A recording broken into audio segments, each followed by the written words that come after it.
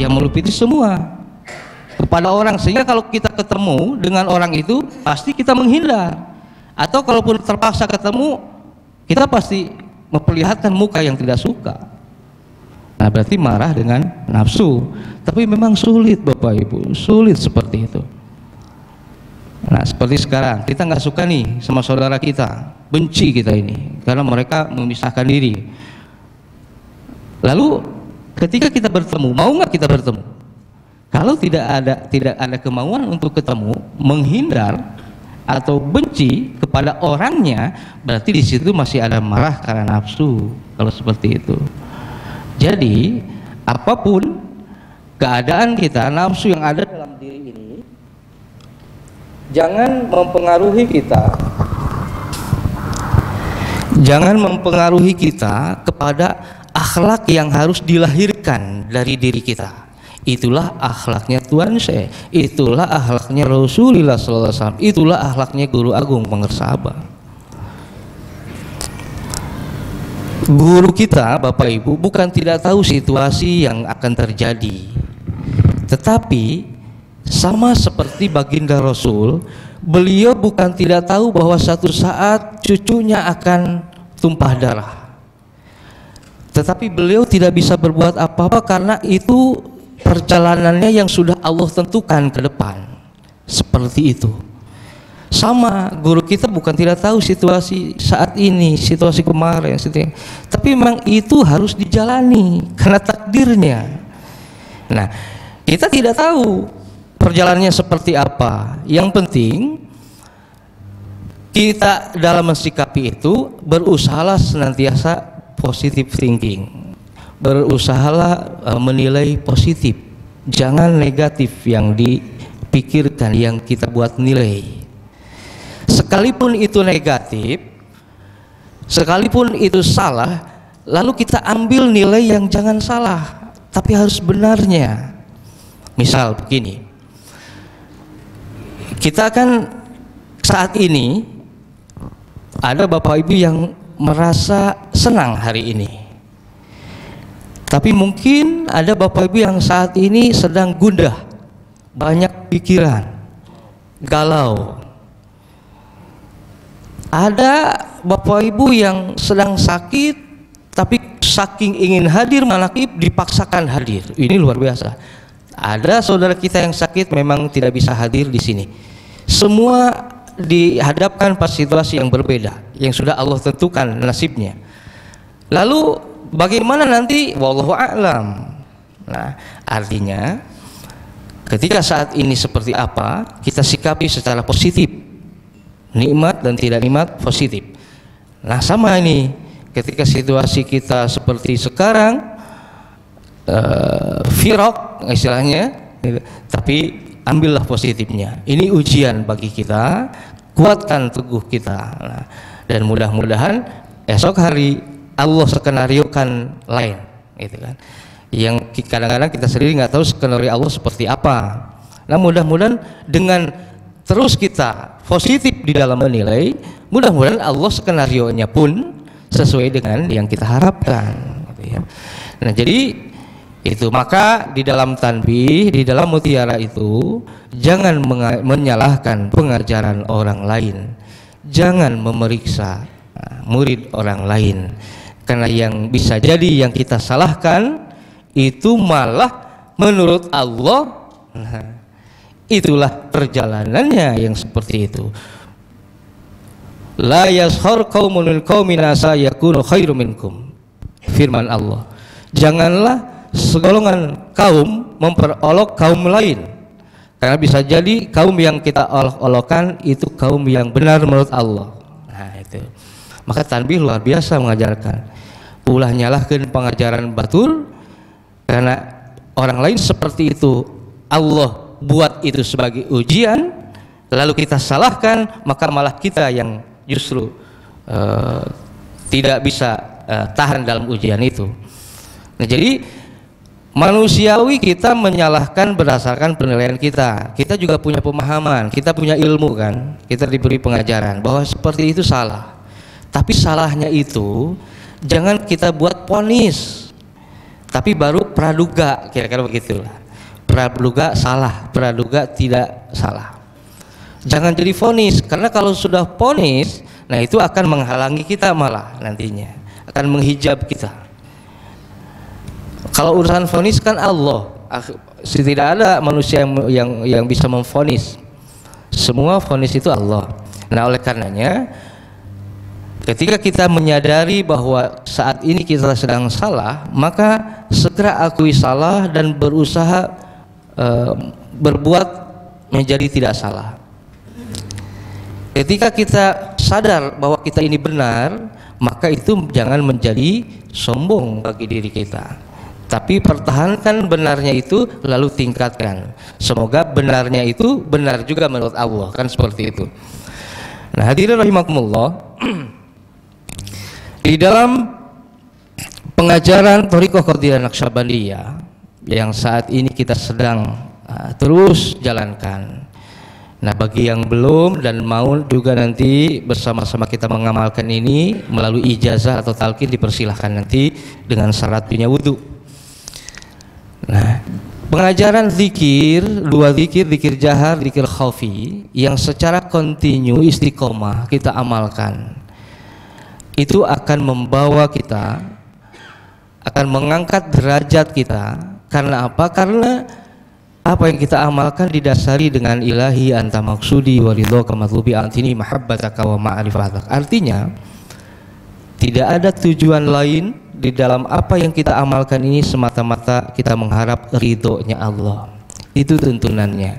Oleh karenanya jangan sekali-kali kita kaitkan pengamalan ini dengan sesuatu tujuan lain, baik itu urusan dunia.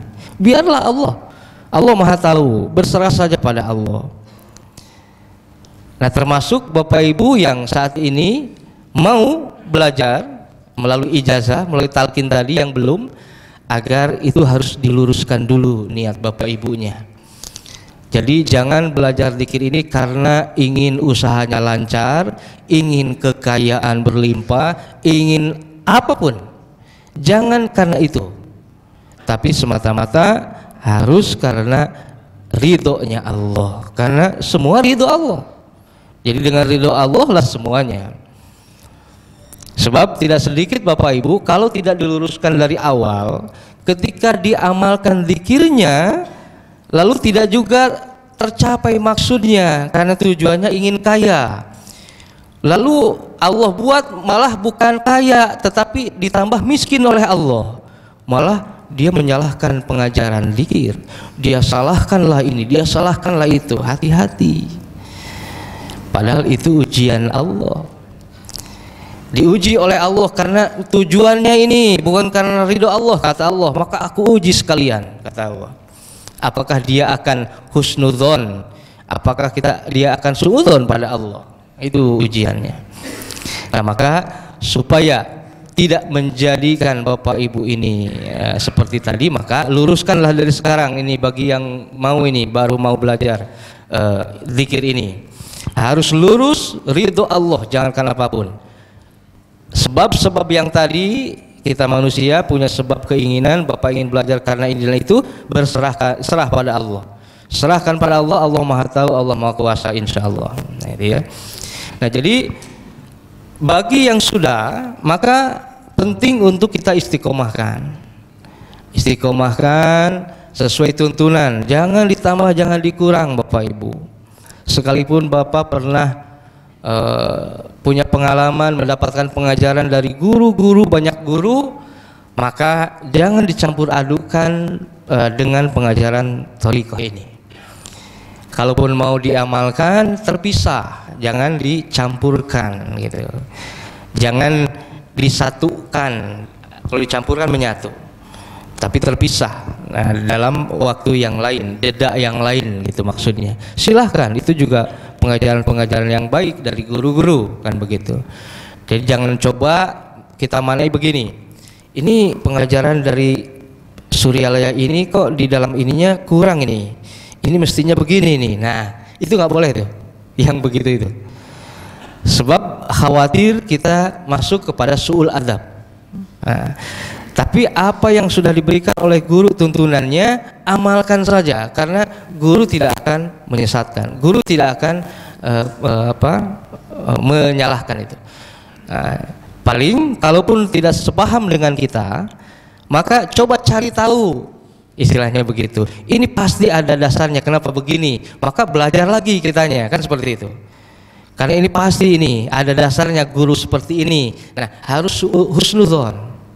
Jangan lantas karena kita memang dapat ilmu dari pesantrennya sekian lama, dan pesantren yang kita juga pelajari ini pesantren yang masyhur, lalu kita seolah-olah kita yang paling bisa.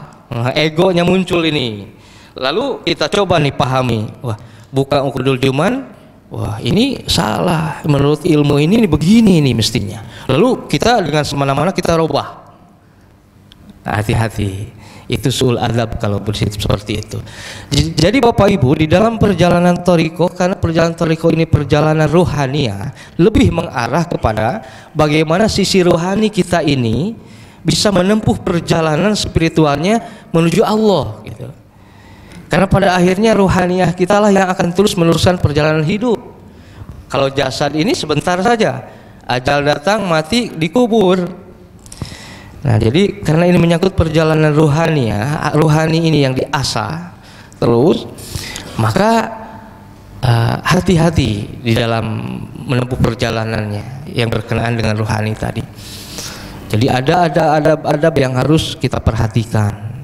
Karena dengan suul adab itu akan menjatuhkan kita dari derajat yang sudah tinggi, maka akan terjatuh luar biasa.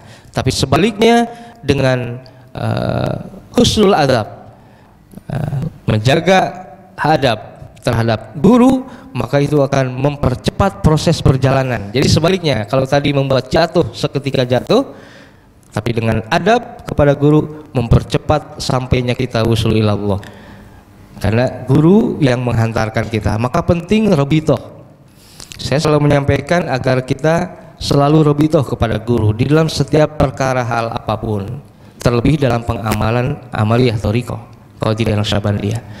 Jadi robitoh itu Bapak Ibu bukan pada saat kita mengamalkan zikir khataman manakib saja, tetapi mengiringi zikir khafi robitoh itu. Dan robitoh ini nanti akan menghantarkan kita kepada jiwa-jiwa pribadi-pribadi yang muhsin, ihsan. Ada iman, Islam, ihsan. Jadi robitoh itu akan menghantarkan kita kepada pribadi yang muhsin. Untuk menjadi muhsin tanpa robitoh sungguh sangat sulit bagi kita. Tapi kalau Bapak Ibu yang sudah mampu tanpa robitoh bisa meraih makom ihsan, hebat, luar biasa. Kalau memang Bapak Ibu mampu. Nah, tapi kalau berasa mampu, berrobitoh teruslah kepada guru, karena gurulah yang menghantarkan itu semua. Jadi pada akhirnya Bapak Ibu, sampainya kita ke hadrat Allah itu bukan melalui pengamalan kita. Pada akhirnya ini hanya melaksanakan tuntunan guru saja, kita mengamalkan dengan istiqomah, tapi pada akhirnya guru lah yang menghantar kita wusul ilallah. Guru dihantarkan guru terus sampai ke Rasulullah sallallahu alaihi wasallam, saling sambung menyambung. Itulah pentingnya silsilah. Jadi robitoh itu seperti itu. Jadi ibaratnya kita sedang ada dalam satu kendaraan. Beda kita yang bawa dengan kita dibawa. Kalau kita dibawa, kita kan tinggal enak saja. Kita yang penting duduk sampai. Jadi artinya amalkan ini sesuai tuntunan. Kita tidak berbicara hasil seperti apa. Lillah, ridho Allah. Hasilnya gurulah yang menyampaikan itu, gitu maksudnya. Jadi kita terus beramal tanpa ada apapun, illallah, la ilaha illallah, terus dengan robitohnya. Insya Allah kita kan selalu kita dengan kekuatan pengamalan kita, wah kita zikirnya itu lepas saja dari robitohnya, kita aja yang mengamalkan. Jadi sama saja dengan kita mengandalkan amal kita. Yaitu tadi dikembalikan kepada Bapak Ibu masing-masing. Kalau mampu silahkan gitu. Nah, tapi bagi tidak mampu, saya belum mampu untuk bisa sendiri, maka saya perlu robito pada guru. Nah, salah satu juga bukti daripada kita berobitoh kepada guru, kita akan merasakan hadirnya guru. Nah, itu dari robitoh itu. Maka tadi oleh Al Ustadz tadi sampai kita merasakan hadirnya guru itu dengan robitoh. Tanpa robitoh, kalau tidak dengan kasih sayang guru, kita tidak akan merasakannya. Itu. Tapi dengan berobito, maka pada saat manakib dimulai, kita akan khidmah di dalam mengamalkannya, bertawajuh, merasakan rasa hudurul kolbi, hadir dzikirnya kepada Allah dan rasa kita bersama guru, dan rasa itu akan kita rasakan. Guru sekalipun mata zahir tidak bisa melihat, tapi dengan basyirah, insya Allah, dengan robitoh tadi. Dan bukan hanya guru kita, Guru Agung Pangarsa Abah yang hadir. Fa'ana hadirun, kata Tuhan saya. Kenapa kita tidak mau merasakan itu? Karena kita dengan kekuatan sendiri tadi, maka jauh untuk bisa merasakan itu. Tapi dengan robitoh tadi, coba Bapak Ibu rasakan robitoh. Sama seperti rasa kita manakala Guru Agung benar-benar hadir dulu. Bagaimana dulu ketika kita ketemu beliau, silaturahmi kepada beliau, apa yang kita rasa ketika ketemu saat bersama beliau. Nah, itulah yang dirasakan pada saat robito. Sambungkan rasa itu gitu. Memang tidak ada metode yang apa ya, yang khusus untuk mencapai ke sana, itu tahapannya harus seperti apa. Memang saya juga belum tahu ada metodenya. Mungkin Pak Guru kita Pak Wafi mungkin bisa menyampaikan itu. Jadi yang saya rasakan, dengan terusnya berupaya tadi, upayakan saja, tetapi itu nanti ada bekas seperti itu dari hasil pengamalan zikirnya tadi. Maka zikirnya dulu yang dimantapkan betul, zikirnya. Jadi zikirnya jangan asal saja gitu, tapi benar-benar dengan kekuatan, dengan penghayatan, dengan rasa, terlibat semua dalam zikir itu. Jangan zikir ini pikiran kemana-mana, kan begitu. Jadi nggak kerasa zikirnya itu bukan saking nikmatnya, tapi karena pikiran kemana-mana. Nggak kerasa zikir karena rawang kemana-mana pikirannya. Nah, maka kenapa dari awal kita coba robitoh supaya kumpul semua, jadi jangan kemana-mana, pikiran, hati dan seterusnya, rasa gitu. Maka pandu dulu dengan ilahi anta maksud. Pada saat ilahi anta maksud itu harus benar-benar kita merapat semuanya gitu. Pikiran dan seterusnya sudah tidak ada lagi yang lain, hanya Allah gitu. Nah, itu nanti ditambah lagi Bapak Ibu, itu bisa berbekas seperti itu, di samping memang kualitas zikirnya yang terus kita istiqomahkan dan kita tingkatkan, dan mulai masuk kepada riadoh-riadohnya itu. Tapi harus mulai dirasakan dulu zikirnya, jangan baru juga mengamalkan zikirnya ini sudah mau masuk ke riadohnya. Memang riadoh untuk membantu, tetapi seringkali kalau kita lemah zikirnya, belum istiqomah zikirnya, belum kuat di zikirnya, seringkali ketika masuk ke riadohnya yang kuat, zikirnya jadi lemah. Seringkali seperti itu. Padahal bukan seperti itu, justru dengan riadoh untuk memperkuat zikirnya gitu. Karena mungkin dirasa bahwa riadoh ini perjuangannya luar biasa, ya harus puasanya macam-macam, ada yang nggak makan daging-dagingan, nggak makan yang bergaram, nggak makan lagi nggak minum, nggak tidur, banyak bentuk riadoh itu. Jadi sepertinya karena yang dilakukannya dirasa berat, maka kita jaga betul.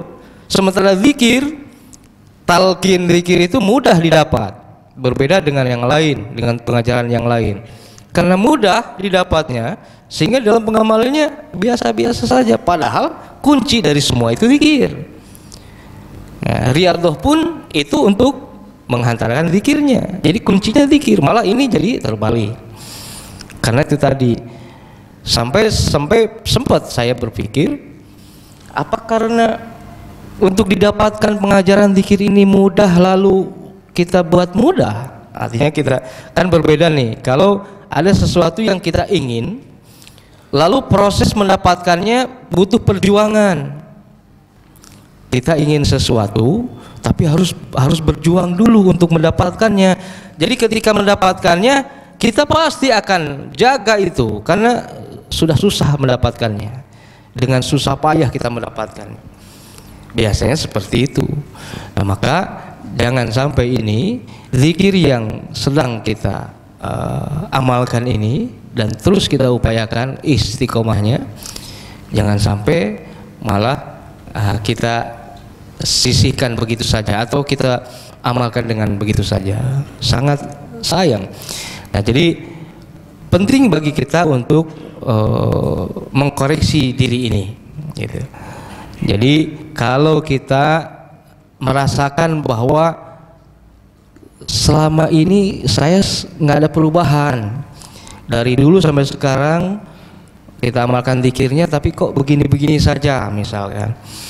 Nah, begini-begini saja itu apa yang dirasanya? Apa hubungan yang kita ingin dari zikir ini dengan dunianya ingin seperti apa? Atau toh pada akhirnya ketika Allah pun memang beri kita kehidupan yang berlimpah di dunia, ketika Malak Ijrail datang mencabut nyawa, itu semua ditinggal. Itu semua menjadi tidak bermakna, hanya diri sendiri ini yang menghadap Allah. Jadi malah ada kisah, jadi satu orang dihisab masuk ke alam barzah. Ini kok lama ya katanya. Jadi Munkar Nakir ini lama ini menanyainya. Jadi ceritanya antri untuk ditanya, yang satu nunggu lama, tapi yang satu sebentar. Nih yang lama kenapa ditanya? Kenapa lama ditanya? Ya karena bagaimana tidak lama, beliau hidup di dunia itu penuh dengan Allah beri anugerah harta benda yang berlimpah dan seterusnya, sehingga untuk ditanyanya harus satu-satu kan gitu. Apa hartanya ini digunakan untuk apa, disyukuri atau tidak, terus nanti terus seperti itu. Tapi yang satu kenapa sebentar? Karena memang dia orangnya nggak miskin, nggak punya harta, terus ilmu apa yang mesti ditanyakan lagi, cuma itu-itunya. Nah, gitu kan. Jadi akhirnya ketika melihat itu, daripada ini nanti ditanyanya ini, mending kalau jawabannya benar. Kalau salah, kalau itu semua kita tidak manfaatkan di jalan ridha Allah, bahaya itu, menjadi siksa yang amat pedih bagi kita nanti. Tapi bukan dalam arti kita tidak boleh memiliki semua di dalam hidup. Kita harus perjuangkan hidup dunia, kebutuhan dunia untuk bekal kita dunia. Nah, tetapi jangan terjebak. Jadikan itu untuk ibadah, karena Allah mengingatkan kita, la tulhikum amwalukum wala auladukum an dzikrillah. Janganlah melalaikan kita dari zikir, dari ingat Allah melalui harta benda, anak dan seterusnya. Jadi apapun yang Allah berikan pada kita, kita nikmati, kita syukuri, lalu kita jadikan itu ibadah. Jadi, dan jangan sekali-kali kita merasa itu semua milik kita. Karena kalau itu dirasakan milik kita, kita sudah terjebak. Nantinya kita akan merasa karena ini milik kita, nggak mau keluar dari kita, nggak mau terpisah dari kita. Jadi ketika kita mau mengeluarkan infak sodakoh itu merasa berat karena ini milik kita loh. Kalau kita keluarkan lepas dari kita, sayang. Nah, kan seperti itu. Tapi kalau itu tidak dimiliki kita, bukan punya kita, tapi Allah berikan pada kita, ini amanah. Maka bagaimana amanah ini kita pergunakan sesuai juga yang dengan ridhonya Allah yang memberi, maka kita akan bergunakan di jalan Allah.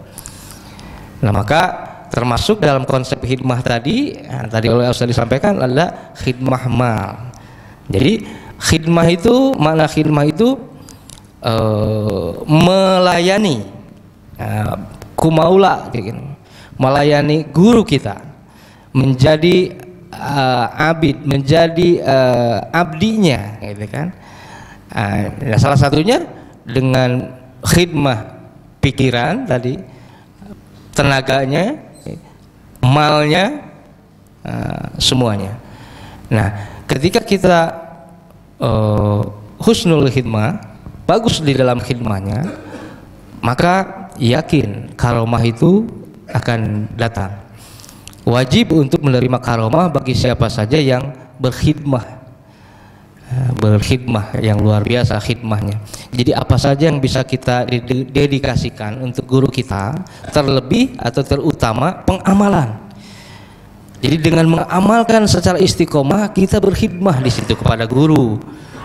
Nah, di samping itu konsep khidmahnya ya khidmah mal, pikiran dan yang lainnya. Jadi ketika guru kita ada satu keinginan, satu cita-cita, karesep, kesenangan, nah kita persembahkan untuk guru kita. Nah, itu khidmah itu. Nah, jadi kalau dibanding dengan apa yang kita terima dari guru kita, harta tidak ada yang bisa menandinginya. Jadi istilahnya pengajaran zikir yang kita terima, kalau kita banding dengan harta apapun, tidak ada yang menandinginya.